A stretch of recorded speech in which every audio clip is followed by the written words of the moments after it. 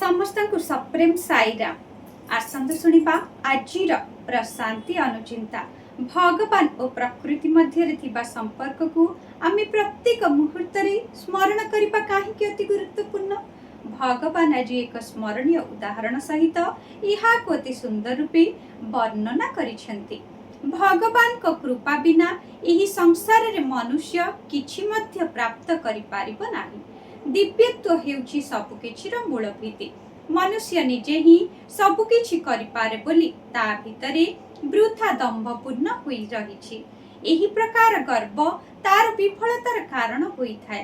ता भितरे अस्थिरता, हताश और निराश भाव मध्य एही कारणरु सृष्टि होइथाय और धीरे धीरे ताहा वृद्धि पाइथाय।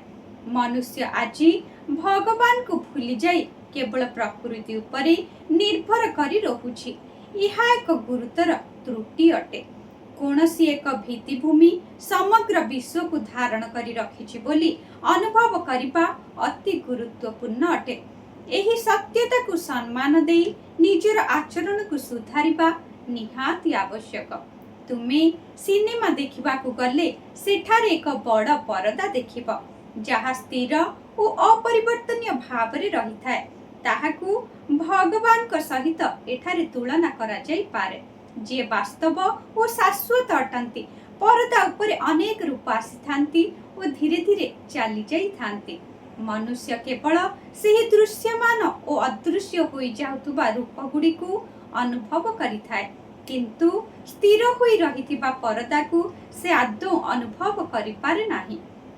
चलमान हेउथुबा चित्र गुड़िक पाई सेही परदा हेउछि भित्तिभूमि। परदा बिना आमे चित्र गुड़ी को देखिबारे सक्षम होई पारिबा नाही।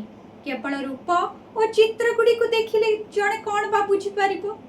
ठीक सेही परी मनुष्य आजी भगवान को भूली जाई केवल प्रकृति उपरे ही निर्भर करी निजर जीवन निर्वाह करिबा पई प्रयास करूछि। एहा एक गुरुतर त्रुटि। आमे भगवान कर शरणापन्न हेबा आवश्यक जी हेउछन्ति आधार एवं ताहा परे आधेय अर्थात प्रकृति को अनुभव करिबा उचित। भगवान को उपरे विश्वास हेउछि मनुष्यर प्राथमिक आवश्यकता। उक्त दिव्य संभाषण टी भगवान जून 25 तारीख 1999 मसीह रे समस्त को सूचाई देइथिले। एहा कहिबार तात्पर्य भगवान को कृपा बिना केही मध्य प्रकृतिर अवदान गुडी को आदौ उपभोग करि पारिबे नाही। जय साईराम।